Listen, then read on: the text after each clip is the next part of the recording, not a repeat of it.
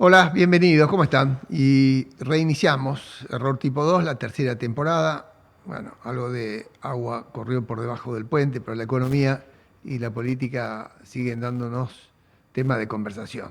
Hoy vamos a tratar de analizar lo que está viviendo la macroeconomía argentina a través del pensamiento del doctor Jorge Ávila, macroeconomista excepcional que da clases en el SEMA hace muchos años en nuestro país y que se doctoró oportunamente en la Universidad de Chicago, persona por la que tengo un gran respeto y un gran aprecio personal.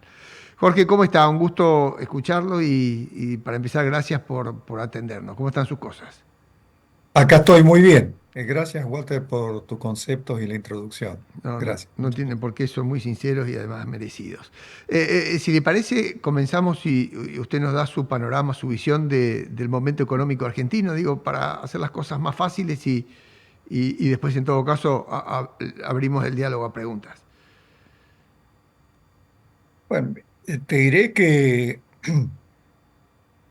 lo hecho por lo hecho por el gobierno a lo largo del año 2024, en cada uno de los meses, a mí me ha llenado de sorpresa y en alguna medida también de admiración. Eh, el gobierno enfrentaba dos problemas ciertos, o mejor dicho, tres problemas ciertos. A los dos primeros los pudo resolver, al tercero no había manera de resolverlo. El primero era el fuerte exceso de gastos corrientes sobre los ingresos, que fue revertido dramáticamente, diría yo, de forma fulminante en el mes de enero del año 2024, y esa corrección que lo llevó de un gran déficit a un superávit considerable. Estoy hablando de un superávit financiero, es decir, se cubrieron todos los gastos corrientes, quedó un excedente, y con ese excedente se cubre la totalidad de los intereses que devenga la deuda, y todavía sobra un poco de plata. No es mucha, pero sobra un poco de plata. Cosa rara en la Argentina, es un superávit financiero. Se ha mantenido. Hace 16 meses que la Argentina tiene un superávit financiero, salvo en los meses de julio y en los meses de diciembre, que por necesidades estacionales, el aguinaldo básicamente, eh, esto desaparece, pero se mantiene un cierto superávit primario. Ujú. Eso es lo primero. ¿Cómo se hizo? Básicamente mediante una insuficiente indexación de los gastos. En tanto, los recursos crecían, impulsados por la propia inflación, que causó la devaluación, la gran devaluación del mes de diciembre del año pasado. O sea que, ¿qué es lo admirable de todo esto? Y bueno, la determinación política, la convicción de que era imperativo resolver el desequilibrio fiscal argentino, y que se mantuvo a lo largo del año. Esto es, Eso es en un aspecto, un problema. El otro problema, que es el que me resulta a mí más llamativo, más desafiante, es la resolución del déficit cuasi fiscal. El déficit cuasi fiscal se derivaba de un endeudamiento del Banco Central con los bancos comerciales a efectos de retirar dinero, o sea, de la economía. Durante muchos años, muchos años, prácticamente los 20 años anteriores, el gobierno emitía 100. Esto le llevaba a una inflación, ponele, de 100. Pero claro, como el gobierno no quería que la inflación fuese de 100, sino que fuese de 70, entonces colocaba deuda en los bancos por 30. Pero para esa deuda se fue apilando en los bancos, formaba parte de los encajes, pero claro, llegó un cierto momento en donde los encajes debían ser remunerados para que los bancos no quebraran. Entonces el gobierno empezó a pagarles una indexación en función del tipo de cambio que se devaluaba y en función de la tasa de interés que incorporaba expectativas crecientes de inflación. O sea que el pago de intereses, o el déficit cuasi fiscal del Banco Central, se volvió ingobernable, se volvió endógeno. Y esto ya había ocurrido en la Argentina, ha ocurrido muchas veces antes, y se lo ha solucionado de diversas maneras. La última fue mediante una medida expropiatoria, que fue el Plan Bonex. Explicado en su momento, yo no lo estoy criticando, pero Milei no quiso hacer esto. Entonces, ¿qué hizo? No aplicó un Plan Bonex, respetó los derechos de propiedad en un sentido nominal y eh, entonces, ¿qué ocurrió? Se produjo la gran devaluación, esa gran devaluación indujo una gran inflación, necesariamente porque el tipo de cambio había subido 160% en el verano y luego subía 2% por mes a lo largo del año, entonces eso provocó una gran demanda nominal de dinero, el gobierno la satisfizo comprando reservas y luego empleó parte de las reservas para cancelar una fracción significativa de la deuda cuasi fiscal, o sea, de los papeles que el Banco Central, que el Tesoro había colocado en el Banco Central. Parte. Otra parte se licuó y otra parte la reemplazó por deuda más barata en el Tesoro. Mm, La conclusión es que esos pasivos no remunerados del Banco Central, que tenían una magnitud de 2 veces y media la base monetaria, se redujeron de 100 a 18 en términos reales. mm, O sea, es mucho menos importante y ahora están devengando tasas de interés mucho más bajas. mm, Deben haber subido en los últimos meses por el desorden, por el aumento de la inflación, la incertidumbre y demás, pero son mucho más bajos. O sea que ese problema pasó, no se erradicó, pero es bastante más manejable. El tercer problema en la Argentina es que no tenía reservas. Las reservas que se compraron se usaron en parte para cancelar esos pasivos del Banco Central, en parte para pagarle al Fondo Monetario Internacional, en parte para pagar vencimientos de otro tipo de deuda y en parte para levantar la deuda de los importadores con las casas matrices del exterior. Entonces no tiene reservas o tiene un poquito más, pero es insignificante. Entonces, este es el problema no resuelto, no porque no haya acumulado reservas, sino porque necesitó gastarlas. Entonces, todo lo primero, lo fiscal, lo monetario, anda bien, la parte de reserva y la política cambiaria está mal, no por un error conceptual, lo interpreto yo, sino porque no había reservas y las que se compraron fueron aplicadas a los destinos que te comenté. mm, Entonces, mm, por eso fue el gobierno estuvo obligado a mantener el cepo y yo creo que muy probablemente siga obligado a mantener el cepo porque el cepo de alguna manera restringe la demanda de dólares. Dicho, mirado recíprocamente, el cepo induce a demandar más pesos y al inducir a demandar más pesos hace que la inflación sea más baja o que la pérdida de reservas por ese motivo sea más baja. Entonces, pero claro, esto creaba una inconsistencia, a mucha gente, muchos liberales en la Argentina no les gustaba, eh, en absoluto, al Fondo Monetario Internacional no le gustaba, la Argentina tenía que arreglar con el Fondo Monetario, llegar a un nuevo acuerdo, el fondo estaba sorprendido por la magnitud del ajuste, pero la Argentina es la Argentina y la decepción que provocó el fracaso económico de Macri ha sido tremenda y devastadora. Todo es distinto ahora. A Macri le dieron 57.000 millones de dólares sin haber hecho una sola reforma. Este hombre cambió todo el sistema fiscal y cuasi fiscal y no le dan un mango. mm, mm. No es por él. No, le entiendo perfecto, pero Opone.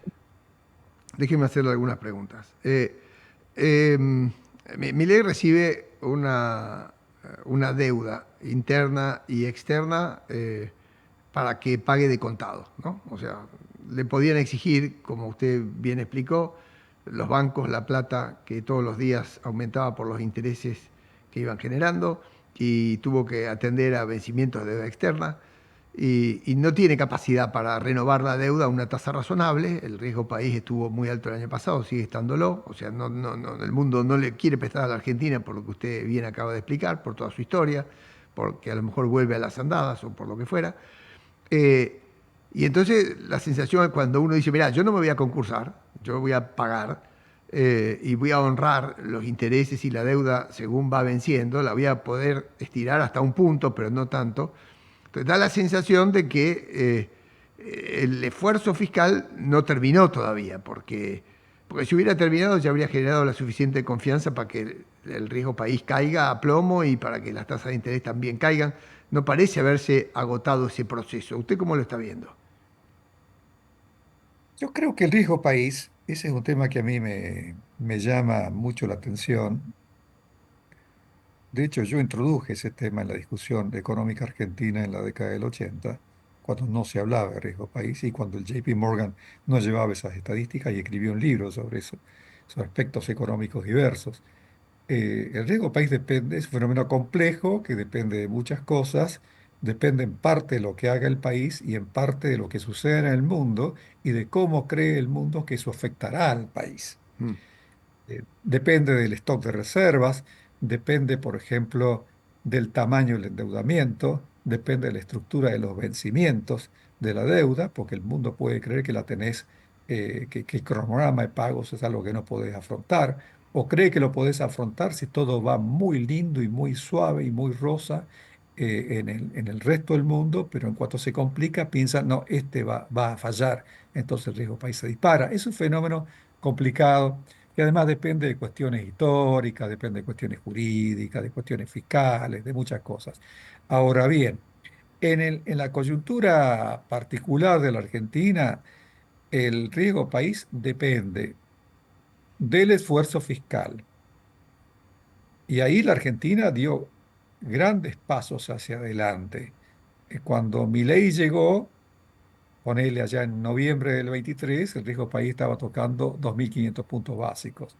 Eso significa que un proyecto de inversión para hacer de capital, o sea, un proyecto de inversión es un proyecto de hundimiento de capital sí, dentro de la jurisdicción argentina, de Rosario, Buenos Aires, Córdoba, San Juan. eh, a ese proyecto se le demandaba un rendimiento bruto igual a la tasa de interés que rinden los bonos americanos, que están 4,5%, más 25 puntos porcentuales. O sea, se le exigía básicamente 30% anual de rendimiento. Eso, a un bono. Entonces, la inversión era prohibitiva. Bueno, eso cayó. Cayó de 25 a menos de 6 hacia diciembre, enero. Y se ha escapado de vuelta a 8 o 9. mm, Es decir, el aumento ha sido significativo, de 6 a 8 o 9, o mejor dicho, 600 puntos sí, básicos sí, u 800, 900 puntos básicos. O sea que ahora a la Argentina se le está pidiendo, si en diciembre se le pedía 10, 11 puntos, ahora se le está pidiendo más o menos 13 puntos, mm, 14 mm, puntos. Eso es importante, pero eh, ha habido una caída en ese sentido. Pero ¿qué pasa? La Argentina necesita acceder, o dos cosas, necesita un acuerdo con el fondo, porque la Argentina debe mucha plata al fondo, mm, y el capital va venciendo. La Argentina con sí, su sí, superávit le sí, paga los intereses, pero, pero el superávit financiero no es suficiente para pagar el capital. claro. Entonces, la idea tácita en todo esto es que el acreedor te renueva, te refinancia el capital, pero para que te lo refinancia vos tenés que llegar a un acuerdo con ellos. Sí, Y el acuerdo con ellos exige que vos unifiques el mercado de cambios, levantes el cepo y flotes, sí. ¿Y ¿no? eso a usted le parece bien o Entonces, mal? y a mí Mm, me parece mal, porque si ellos te dicen, mire, usted tiene que flotar y tiene que levantar el cepo, entonces ellos deben entender que la Argentina no tiene reservas y que es un país bimonetario. mm, Porque si el país es bimonetario, esto implica que aún habiendo pocos pesos en circulación, ante incertidumbres como las que venimos viviendo, parte considerable de la población le da un portazo al peso y compra dólares. Y al comprar dólares, eso es una especie de indicador anticipado del nivel de precios. Entonces el nivel de precios es chupado por el tipo de cambio y se rompe el esfuerzo estabilizador de todo el año. Entonces, ¿qué hace el gobierno? Mantiene el cepo, dado que no tiene dólares. Entonces, ¿cuál es la solución? Si vos querés que yo aumente digamos que unifique el mercado de cambio, por favor, préstame dólares para que yo pueda intervenir. Si me prestás dólares y me decís que no puedo usarlo y además tengo que flotar, ¿y para qué lo quiero?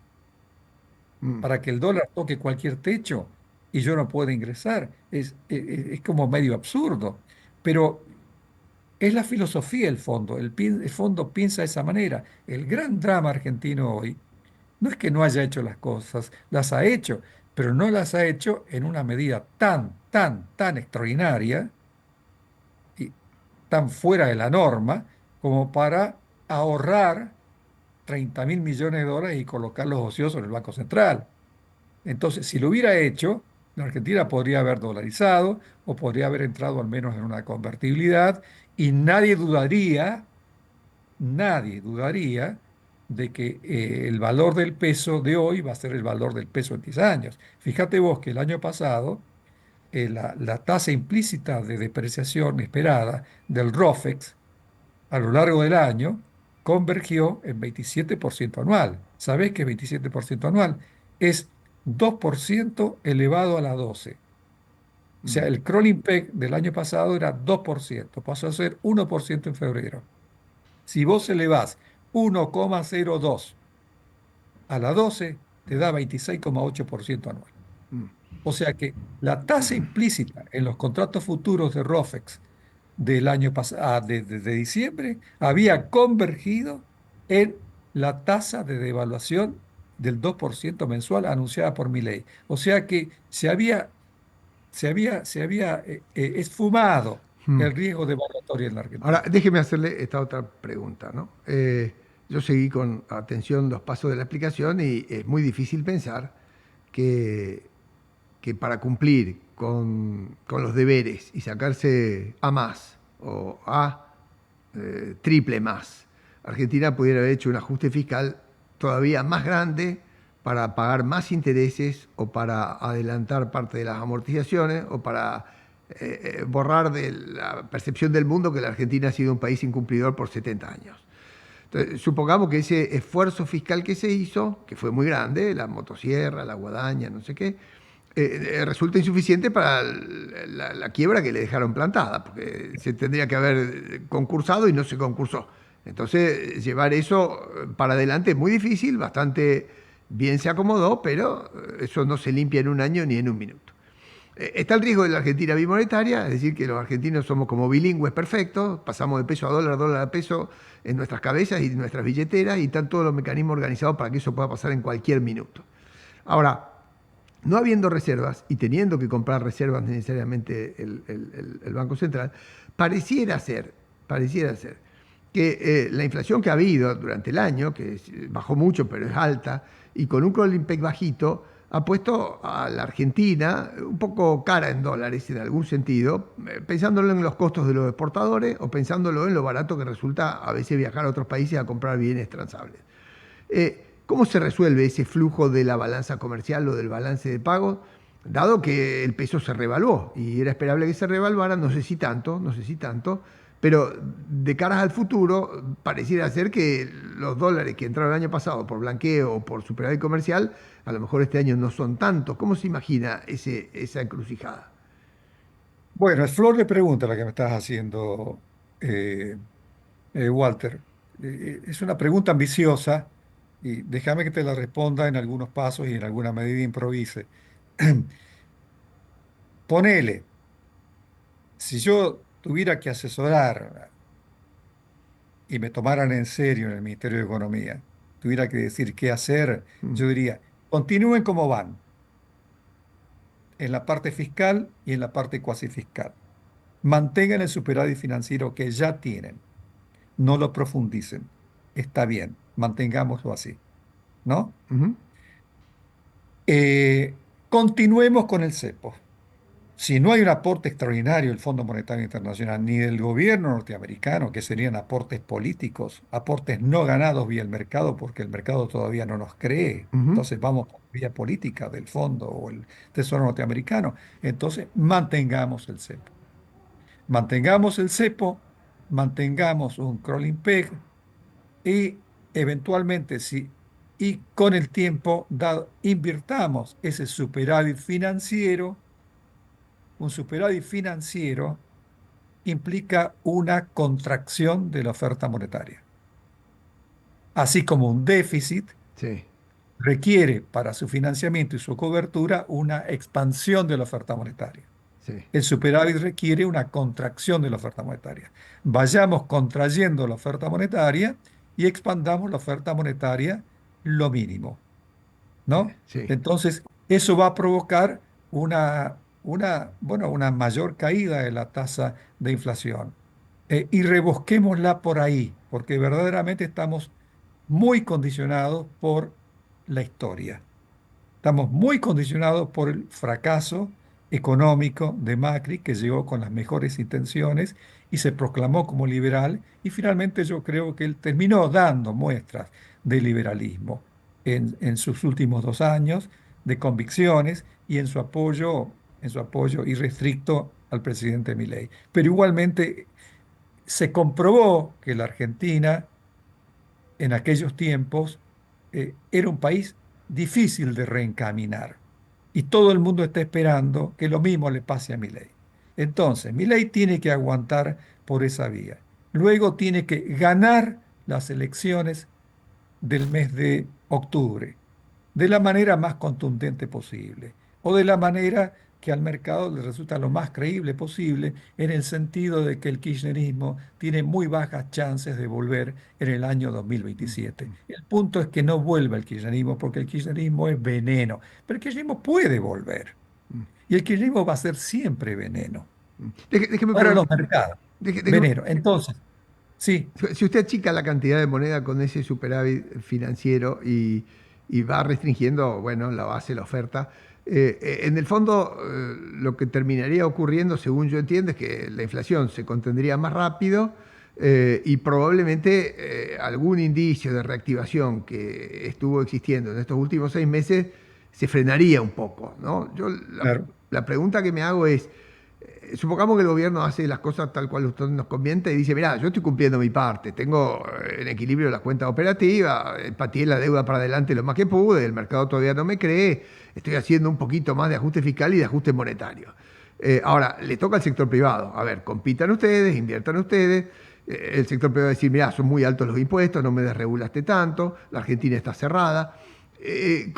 ¿Cómo se pone la lupa sobre lo que están viviendo las empresas hoy o los trabajadores hoy?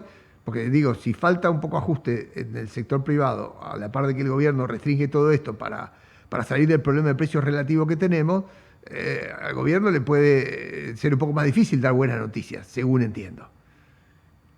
Bueno, todo dependerá de que la población valore el esfuerzo antiinflacionario o no. Todo dependerá de que la población realmente haya llegado a un convencimiento luego de un desierto como el de Moisés, que no Mm, fue de 40 años, sino que es de 80 años, porque esto se inició en el golpe nacionalista del 43, llegue al convencimiento de que el proteccionismo y la inflación y el estatismo no son negocios, que son factores de empobrecimiento, y que decida ayudarse y ayudar a Milei, que es la cabeza de playa en este caso, y ayudarse a sí misma, y entrar en un periodo de purga y sufrimiento. mm, Es eso. ¿Sí? ¿Qué más? Está visto que el mundo no te quiere ayudar. mm, ¿Qué ha hecho Milei? Milei ha hecho lo que no sé si alguna vez se vio en la Argentina. Lo ha hecho. Es cierto, decía que iba a dolarizar y no podía, mintió, decía que iba a cerrar el Banco Central y no pudo, y él sabía, y yo creo que mintió también. En fin, tiene muchas fantasías en la cabeza. Decía que firmaba un acuerdo de libre comercio con Estados Unidos, ya yo no le creo. Despreció el Mercosur y ahora pareciera que querría volver por el Mercosur. En fin, tiene una cantidad de preconceptos, habla a veces livianamente, pero hay cosas que están muy determinadas, ¿no? mm, mm, mm, Este es el primer gobierno en la historia que yo veo que gobierna para bajar el riesgo argentino. ¿Y por qué quiere bajar el riesgo argentino? Para recuperar el acceso a los mercados mundiales. ¿Y por qué quiere recuperar el acceso a los mercados mundiales? Por varias cosas. Primero, para formar reservas y ponerla a disposición del Banco Central e ir a una especie de convertibilidad o, en todo caso, a una flotación sucia, pero con bandas estrechas, ¿no? Suponete una banda que vaya de 1150 a 1250 y que el mm, tipo de cambio esté moviéndose dentro de esa banda y él pueda entrar solventemente y en caso de que el tipo de cambio quiera romper 1250 él te venda todos los dólares necesarios a 1.250 y que compre a 1.150.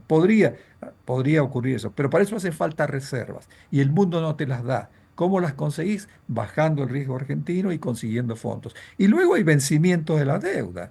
Los vencimientos con el fondo se arreglan llegando a un acuerdo con el fondo, que te impone ciertas condiciones. Y los vencimientos de la deuda en bonos, que son deudas con los particulares de aquí y del exterior, y bueno, tenés que refinanciar, tenés que pagar los intereses vos con el superávit financiero y lo otro con rollover, o sea, con más deuda. Pero para volver al mercado internacional de deuda hay que bajar el riesgo país Mm, a 500 puntos, a 400 puntos, a 300 puntos. Todo se soluciona si uno tiene claridad conceptual y sobre todo si tiene determinación. ok. Yo, Si hay determinación, se sale adelante. Y también tolerancia, mm, tolerancia, resiliencia. Hay que bancarse las cosas y terminar con la cuestión esta de que el dólar está adelantado, está atrasado. Eh, eso se soluciona con apertura. Bueno, un gran factor de corrección o que lleva al alza del poder de compra interno del dólar, a lo que le llamamos tipo real de cambio, o mejor dicho, que adelanta el dólar en términos globales o de equilibrio general, es la baja del gasto público. El gasto público consolidado del país cayó 9% el año pasado. pero, 9%. 9% implica que la población paga menos impuestos por ese monto. bueno, está claro que al no haber inflación ya se paga mucho menos impuestos, porque ese era el peor impuesto de todo. Pero déjeme salir un poco de lo conceptual, que no es menor, del buen rumbo, de la convicción del gobierno, o de lo que está intentando.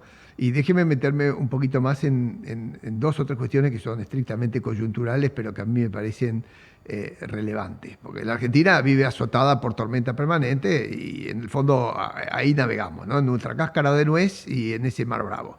Las dos preguntas que yo tengo son estas. Si cualquiera, no llamemos tipo de cambio atrasado, adelantado, olvidémonos de esa expresión o de esa discusión que nos tiene entretenido hace muchos años en la Argentina. Pero cuando hablamos hace un año exactamente, yo recuerdo de aquella conversación que usted me dijo, hay una parte fiscal que va muy bien y es la primera pata de todo esto, pero finalmente, y yo no entiendo todavía por qué no se han animado a eso, es muy importante que la Argentina liberalice su relación comercial con el mundo. Es decir, estamos Sí, cerrados desde hace sí, sí. años, tenemos un Mercosur con aranceles gigantes y qué sé yo. Y cualquiera que... Eso no avanzamos en eso, por lo menos todo lo que uno se imaginaría una liberalización. Es cierto que se sacaron bastantes cosas del cepo, que la CIRA y un montón de cosas que prohibían directamente importar y daban una discreción al gobierno enorme. Eso, pero no está, la Argentina no se ha metido con un pie en el mundo y si lo hiciera, y uno mira los precios de Brasil o los de Chile, por poner precios que están cerquita, acá al costado nuestro, se imagina una suerte de tobogán, ¿no? Porque con el nivel de salario en dólares que tenemos nosotros y aquellos precios de allá, uno se imagina una balanza comercial que se da vuelta como la gente se fue de vacaciones a Brasil. ¿Eso cómo se desata? Porque ahí hay, sin hablar de si el dólar es mucho o poco, ¿qué? Digo, ahí hay una inconsistencia, veo yo. No sé si estoy mal. Vos decís que hay una inconsistencia en el hecho de que la Argentina no se haya abierto comercialmente al Sí, mundo. sí, si se abre al nivel de costos que hay acá o al nivel de precios que hay acá, padeceríamos importaciones que fumigarían, qué sé yo, la industria textil no queda nada, se me ocurre a mí. Si son más baratas las camisas de Estados Unidos que acá, digo, y le estoy poniendo Estados Unidos, no China, ¿no?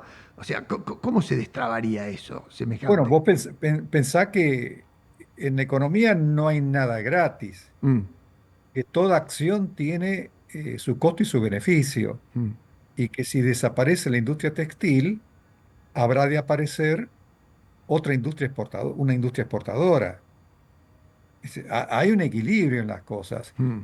Suponete que el país no exporta nada y vos me decís, ahora se importa todo. No exportamos nada y se importa todo. Yo te pregunto, ¿y cómo se No, financia? no, claro, La- pero yo entiendo. Decime cómo se No, financia, no, porque va a llegar un momento en que no te van a financiar más porque no exportás. no, no. Entonces, Yo el- entiendo, entiendo que inclusive estamos exportando más gas y más petróleo y que eso es bien beneficioso. Me gustaría que exportemos mucho más grano, pero hay retenciones. Pero lo que uno ve, y no sé si estoy mal en esto, es que alguna serie de costos, incluidos los salarios en dólares, han quedado con una capacidad de importar un montón de bienes que una parte de la producción que tiene la Argentina, que ha sido muy cerrada, muy corporativa, muy poco competitiva, se pondría en riesgo como de golpe en la coyuntura. Entonces, ¿eso cómo se asume?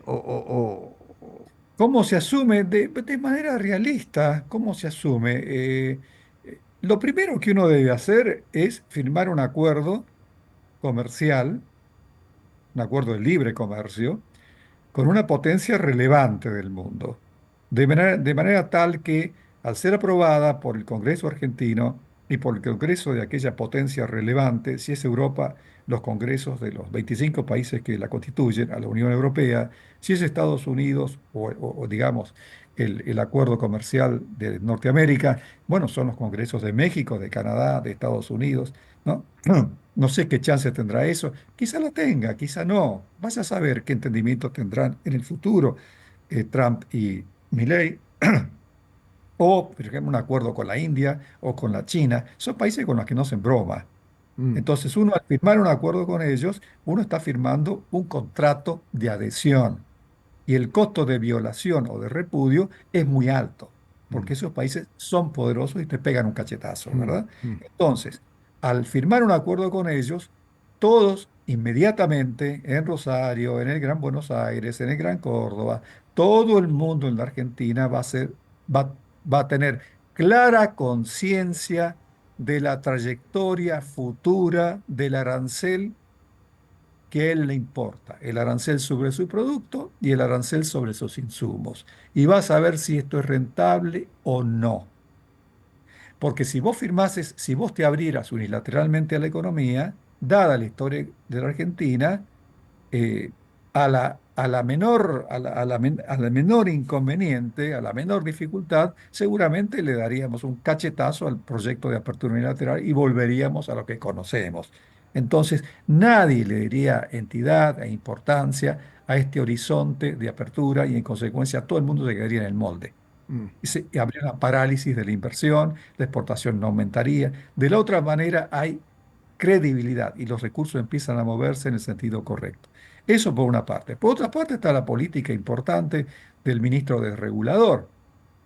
Todos los días está regulando cosas. Todos los días están ordenando, por ejemplo, impuestos o están ordenando, o están desregulando o liberando parcialmente, ¿no? Modestamente, ciertas trabas de diverso tipo, cuantitativas, Sí, sí. cupos a la importación. Se irá mejorando la logística y sangre, sudor y lágrimas. Sí, ok, hay ¿Qué querés, que... qué querés que te diga? No, ¿Vos qué no, crees no, que yo te lo entiendo, diga? yo lo entiendo Es y rosa, yo lo entiendo y lo comparto.